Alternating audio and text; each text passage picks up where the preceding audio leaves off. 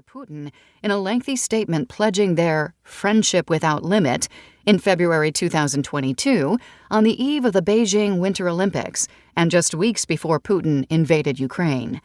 When faced with a stark choice of whether to align China with Russia or the West, she acted out of autocratic affinity.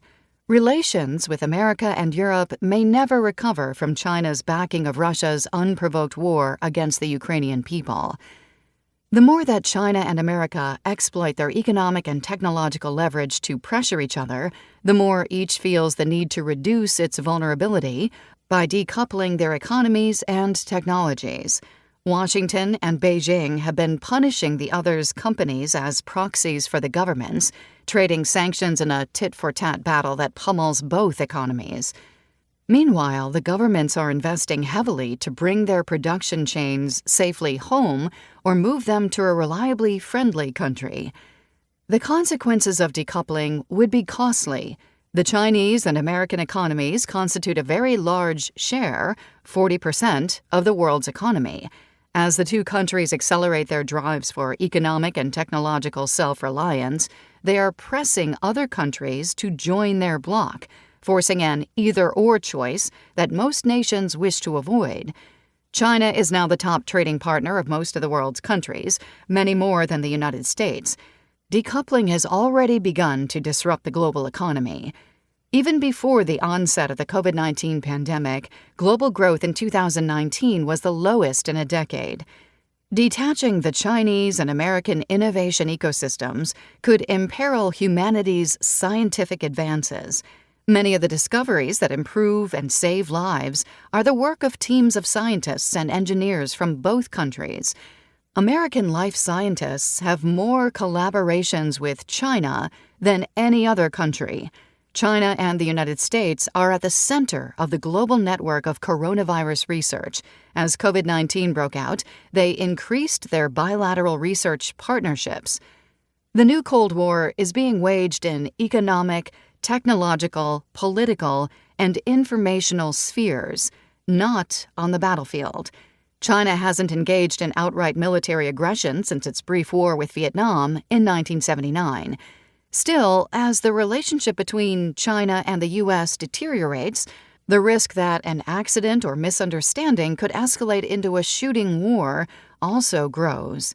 China's growing military might undergird its ambitions. During the First Cold War, Berlin, divided by an Iron Curtain between the democratic West and the communist East, was the regional flashpoint, one that had symbolic value to the legitimacy of both sides and where the contest of wills between the two nuclear powers played out. Asia has even more flashpoints, places where Chinese and U.S. forces might find themselves in direct confrontation: the Taiwan Strait, the South China Sea, the East China Sea between China and Japan, and the Korean Peninsula. First, the Taiwan Strait.